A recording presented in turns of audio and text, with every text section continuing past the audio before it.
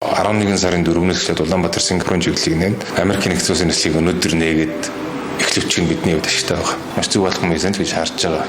Мөргөлдөгч гэх юм уу өөр маш олон аюулууд гарах үндэс суурь болно. Буруу ташаа мэдээлэл гаргах нь бол утгагүй гэж үзэж гүйцэтгэх захирлын хувьд бол би 30 сая төгрөгийн зайлаа авдаггүй. За Мяд компани одоо өнөөдрийн байдлаар 10 ширхэг агаар хөдөлгөөнтэй үйл ажиллагаа явуулж байна. Үндсэндээ бол одоо 2019 оноос хойш үйлдвэрлэсэн залуу хүмүүс байгаа гэсэн үг. Нислэгийн аюулгүй байдал гэдэг бол агаарын тээврийн компаниуд хамгийн чухал зүйлээ. За өчигдөр олон нийтийн одоо хэвлэл мэдээллийн хэрэгслүүдээр гарсан мэдээллийн хувьд бол одоо өнгөрөх 7 олон 8 дугаар сард гарсан 2 тохиолдлыг онцолж ярьж байгаа шиг байлаа. За энэ бол бас зөв. Энийг бол тэгтээ аюулгүй ажиллагааны горин малтсан биш. Эргээд бидний тайлбарвал аюулгүй ажиллагааны гормын өрөөнд маш зөв болох юм гэж харж байгаа. Тухайн тохиолдлуудын хувьд ярихад 7 дугаар сард гарсан Улаанбаатараас Бээжин чиглэлд ниссэн онгоцны агаар үлгийн даргуулан хамтран нисгчийн хурдны хэмжүүрөө зөрүүтэй зааж исэн. За үүнийг бол шалгах зорилгоор бол тухайн агаар үлгийн даргуулан шийдвэр гаргаад буцаагаад одоо агаар төрснөөс 30 минутын дараа Чингис хаан онгоцны буудлын дээр бууж одоо агаар үлгийн хурдны хэмжүүрийн стандартын дагуу шалгуулсан. За ингээд шалгуулад нислэгт буцаагаад гаргаж шалгаад агаарт бол хоос нислэг үүдэлж шалгаад хэмжүүр бол адилхан зааж ирсэнд бол буцаагаад гараа явсан юм л тохиолдол байна. Үндсэндээ бол одоо хурдны хэмжүүр зөрүүтэй байхад цаашаа өргөлүүлээд явсан тохиолдолд ямар ч эрсдэл гарч ирэхийг үгүйсэхгүй хурдаа бид нар хэмжиж чадахгүй гэдэг бол одоо газартаа яригдаад бусад онгоцтой мөргөлдөгч гэдэг юм уу өөр маш олон одоо аюулууд гарах үндэс суурь болно. Тэгэхээр энэ бол зөв үйлдэл хийсэн. За үүнтэй холбоотойгоор гарч байгаа нислэгийн саатал за цааш нь дамжин нислэгтэр гарч байгаа үйлдэлүүд төр бол одоо асуудлууд төр бол Мяд компани зохицуултыг бол тухай бүрэн дор бүрэн хийж явж байгаа. Дамжин нислэгээс авчирч байгаа зөрчлийн нислэгийг нь өөр нислэгүүдээр зохицуулж сольж өгөх. За үүн дээр гарч байгаа зардлыг нь коверлох ажлуудыг бол Мяд компани зохион байгуулж ажилладаг. За дараагийн тохиолдол нь 8 дугаар сарны 4-ний өдөр Токиогоос Улаанбаатар чиглэлд ниссэн онгоц маань хөрснөөс цаг орчмын дараа агаарын хөлгийн агааржуулалтын системээр алдаа гарсан гэсэн мессеж одоо нисгчдэр гарсан. За нисгч шийдвэрөө гаргаад бууж шалгана гэдэг хамгийн ойрын буюу Осака дахь аэропорт руу онгоцыг дайверт хийсэн. За ингээд бол онгоцын жим бол Азиас Бээжиг хүрэхтэй бол тооцож тухайн онгоцонд бол одоо шатхуун авдаг.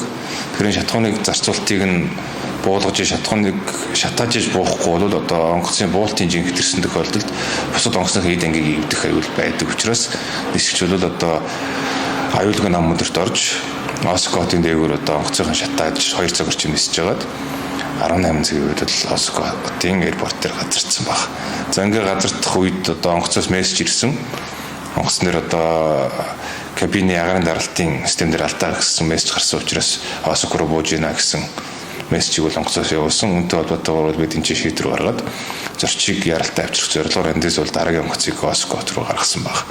Тэгээ ийм л асуудал болсон. За үндсэндээ энэ бол бас нисгчийн хийсэн зөвлөл үйлдэл.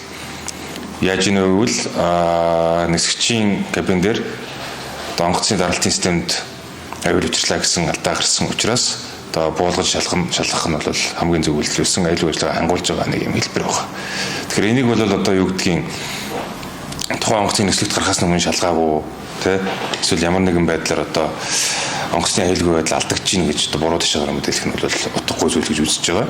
Үндсэндээ бол Мяд компани нислэгээс нислэгийн хооронд гарч байгаа онгоцыг дараагийн нислэгт гарахаас өмнө 2-3 цагийн хугацаанд лайн мейнтенс буюу бүх одоо онгоцны үзлэгийг хийгээд шалгалтыг нь оруулаад мейнтенсийг нь техник үйлчлэгээнд оруулж иж дараагийн нислэгт гаргадаг бэлэн байдлыг хангаж явуулдаг.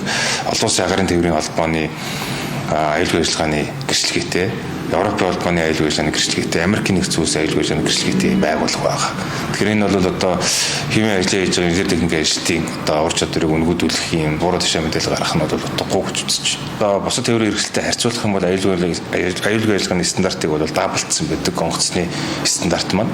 Тэгэхээр одоо яг нислэгийн шууд нислэгийн аюулгүй ажиллагаанд нөлөөлөх одоо хатуу цагтай сэлбэг айтмууд гэж байгаа. За энэ сэлбүүдийг бол одоо тухайн цаг бүрт нь тухайн сэлбэг нь эвдэрснээс үл хамааран цаг нь болсон бол солиод явж идэг. За үүнээс гадна on condition буюу одоо нислэгийн аюул хөдөлгөөнд шууд нөлөөлөхгүйгээр гарах айтмууд байдаг. Тэр энэ айтмуудыг бол тухайн цаг бүрд нь эвдэрсэн үед нь солиод явдаг юм л процесстэй. Эхний ээлжинд бол одоо энэ төрийн өмчийн оролцоотой томоохон төрийн өмч компаниуд бол бас салхи оруулж энэ олон нийтийн нээлттэй компани болох тодорхой хэмжээнд олон нийтийн нээлттэй компани болох хэлбэрээр хөгжлөх энэ ажлууд маань бол зөв зөвтэй алхам болж байгаа л гэж би харж байгаа. Яагаад гэвэл төрийн өмч компаниг олон нийтийн хяналтанд оруулах, за цахилгаан бутыг сайжруулах, мөн дээрэс нь одоо үр ашигтай ажиллах энэ ажлыг хийхин тулд мэдээж одоо хувийн хвшлийнхны хяналт өөрөө маш чухал. Ингэснээр бол компани мөн дотоод засаглал буюу тэр компани дотор явагдаж байгаа үйл ажиллагааны процедур бол сайжрах юм төвшин харагдана гэсэн үг. Мэдээж одоо хөрөнгө оруулагч байгууллага одоо гадных байна уу дотоодынх байна уу компаниудаас оруулж ирж байгаа энэ орж ирэх одоо тэр ховчлолын механизм дээр орж ирэх энэ компани засаглалыг сайжруулах процедурыг авах ажиллах нь бол бас зөв гэж харагдаж байгаа. Засгийн газрын хурлын дараа одоо төрийн өмчийн орооны дарга, төрийн өмчийн боловсролтын газрын дарга, цэнгэл дарга ус мэдээлэл хийсэн. За энэ мэдээллийг хийх явцдаа 20-30 сая төгрөгийн цалинтай төрийн өмч компани захирлууд байдаг. Тэгээ үүний өрөөнд бол одоо ийм компаниуд байна гэдэг мэдээллийг өгсөн байлаа. За Мят компани гүйцэтгэх захирлийн хувьд бол би 30 сая төгрөгийн цалин авдаггүй, нэр бусад дуулуурхан компаниудад андуургадаж хэлэгдсэн болов гэж харж байна.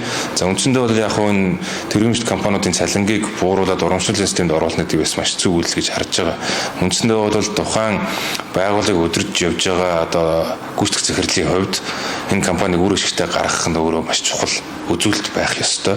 Ингээд үр ашигтай гарсныхаа үндсэн дээр бас урамшууллын системээр одоо өндөр авж байгаа цалинтайгаа дүүжүүлэх хэмжээний энэ цалин урамшууллыг авна гэдэг нь өөрөө бас тэр гүйцэтгэх захирлад бас нэг урам одоо мотивац өгөх бас нэг зөв жишг л гэж харж байгаа. Мэдээж яг ингээд гадны дотны томоохон байгууллагуудтай харьцуулаад үзэхэд бол мэдээж Монголд авж байгаа цалингийн хэмжээ бол асар бага байдаг. За Мят компанийн хувьд бол нисгч инженер техникийн ажлуудын цалин маань одоо дэлхийн түвшинд бас нэлээд хөх зөндөр цалин авдаг. Үндсэндээ одоо гүйцэтгэх захирлын хувьд бол нэлээд урал авж байгаа нөгөө босод ажилтныхаа хувьд бол тийм. Гэхдээ яг энэ нь бол одоо нөгөө чамлаад байгаа юм биш. Эсвэл одоо шөмжлээд байгаа зүйл биш. Үндсэндээ бид энэ цалингийн системийг тухайн ажилтан буюу заавал гүйцэтгэх захирлтгүй ажилтны гүйцэтгэлийнх нь үнэлгээн дээр нь үндэслэж одоо цалингийн жишгийг тогтоодог юм систем рүү шилжих ёстой. Замат компанийн хувьд бол сүүлийн 2 жилийн хугацаанд бид тэр KPI дээр бэйсэлсэн гүйцэтгэлийн үнэлгээн дээр суурилсан цалингийн жишг рүү одоо шилжээд явж байна. Эхнээс агуулад одоо хамгийн түрүүнд Мят компанийн хувьд борлуулалтын орлогыг нэмэгдүүлэх хамгийн чухал нэг хэсэг бол мэдээлэл авалганы тасаг буюу олон нийтэд харилцаж одоо энэ мэдээллийг өгдөг дээрээс нь билет борлуулдаг энэ ажлуудынхаа хэсгийг бол бид нар өнгөрсөн жил KPI системд оруулаад цалингийн урамшуулалтаа болгоцсон байна. Гүйцэтгэлээрээ буюу хэр сайн ажиллаж хэр олон борлуулалт хийж байгаа хүмүүс мань арай өндөр цалин авдаг, өндөр хэмжээний урамшуул авдаг систем рүү шилжчихсэн. За мөн агаар хөдөлгөөний засвар үйлчлэгийн газрын инженер техникийн ажилтнуудын одоо яг гүйцэтгэл дээр нь үнэлсэн одоо энэ цалингийн урамшууллын систем рүү бид нар шилжчихсэн явж байгаа. За энийг бол цаашлаад бүх төрийн өмч компаниуд хийх ёстой гэж харж байгаа. За одоо ярьдаг те төрийн өмчийн болон төрийн албан хаагчдын хувьд бол 30% нь ажил хийгээд байна. Үлцүүг нь бол ажилтгүй ингээд жоохон хийдүүлээд цаг нар өнгөрүүл яваад байна гэдгийг бид энэ урамшууллын системд оруулж шийдэх ёстой. Тэгжээж өөрөө энэ сайжрын Монголын засгийн газраас явж байгаа хэрэгсэдийн гаргасан санааг бол зөв л гэж бодож байгаа. 2021 он буюу одоо ковидын үн цар тахлаас хойших 3 жилийн хугацаанд Мят компани ашигтай ажилласан. За 22 онд бид нар 37 тэрбум төгрөгийн цэвэр ашигтай ажилласан. 23 онд 57 тэрбум төгрөгийн цэвэр ашигтай. За 24 онд бол 23 тэрбум цэвэр ашигтай ажилласан. Ингээд 3 жил дараалал ашигтай ажиллаж байгаа компани. За үндсэндээ бол яг өнгөрсөн жилийн гарсан мэдээлэл сая сандаас сууж ирсэн энэ хагасчлын тайлгаар гарч байгаа гэж Монгол улсын агаарын тээврийн салбарын зах зээл, аялал жуулчлалын салбарын зах зээл өөрөө зуны 3 сар л байдаг. Үндсэндээ 6-8 сард нийт бүтэн жил тээвэрлж байгаа зорчтойгоо 50% тээвэрлэдэг. Тэгэхээр энэ дээр бол одоо яг энэ цаг хугацаанд онгоцны дүүргэлт дандаа өндөр байж идэг. Нислэгийн тоо нэмэгдэж идэг. Энэ тоогоор бол бүтээж ашиг орлого бол нэмэгдэнэ. За харьцангуй одоо 10 жилийн өмнөхөө бодох юм бол Мят компани нэг нислэг дээрээс олдог орлогын хэмжээг бол асар багасгасан байгаа. Бидний маржин бол нэг 3-5% та байгаа. За 5% бол маш өндөртэй орно. Ер нь 3-4% орчим байгаа. Энэ нь өөрөө юу гэж хийж ийнэ гэвэл нөгөө талдаа плетийн үн буюу одоо тийзний үн хямдарсан. эргээд нислэгийнхэн тоог нэмсэн учраас нэг нислэг дээрээс олж байгаа орлого нь бага гэдэг ч гэсэн нийт дүнгээр бол бид тэр ингээд маржин нэгээд явах боломжтой.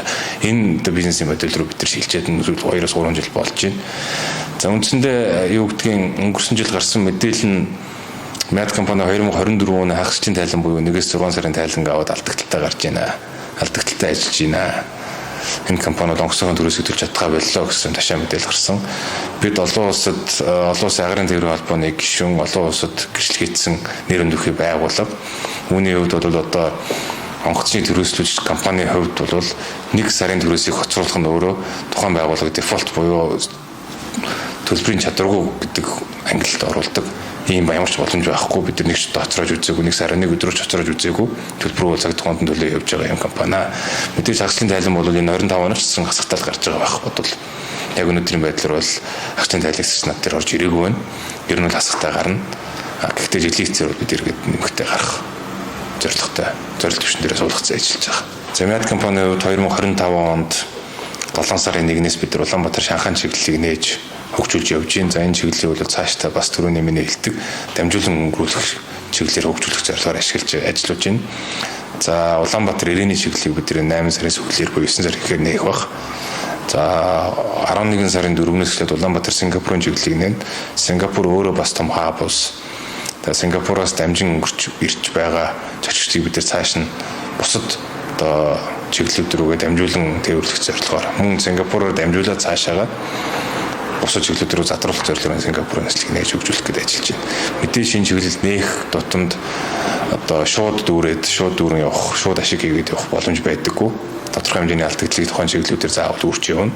Тэгээ энийг бол одоо бойжуулахын үед төрцгөөс ч гэдэг юм уу бусад одоо байгууллагуудын хувьд бол дэмжлэг үзүүлэх нь зайлшгүй шаардлагатай. Энэ зөвхөн Мяд компани биш, Монгол улсын агрын тээврийн салбарт үйл ажиллагаа явуулж байгаа авиа компаниудын хувьд бол хамгийн том хүндрэлтэй асуудлууд нэг. Мяд компанийн хувьд Америкийн нэгдсэн улсын нислэгийг өнөөдөр нээгээд эхлүүлчих нь бидний хувьд ашигтай байна. Үндсэндээ бол бүгд найрамд хятад ард улс Америкийн нэгдсэн улс хоорондын эдийн засгийн сөрөг арга хэмжээнүүд эрчимтэй явагдаж байгаа энэ үед бол одоо Америк хятадын хоорондох нислэгийн давтамжийн тоо бол эрс буурсан. За 7 хоногт нэг 60 орчим нислэг хийгдэг байсан бол одоо нэг 20 орчим нислэг рүү буутсан байна. За энэ дээр бол бидэнд бас энэ зах зээл рүү орж ажиллах орон зай байна гэж харж байгаа. Үндсэндээ энэ нислэгийг яаралтай эхлүүлэх юм бол одоо Хятад болон Азийн бусад улсуудаас дамжуулан Улаанбаатараар дамжуулан Америкийн нэгдсэн улс руу хүн тээвэрлэх одоо тэр зах зээлийн боломж бидэнд байгаа.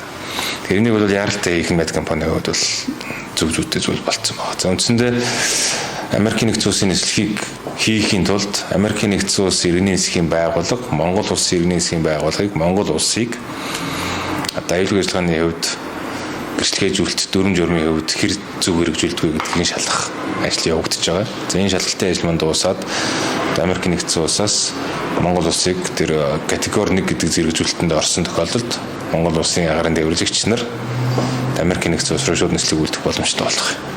Тэрийг хүртэл одоо бид хичнээн бэлэн байсан ч нислэг үлдэх боломжгүй ингээ үлээгээ сууж байгаа гэсэн үг.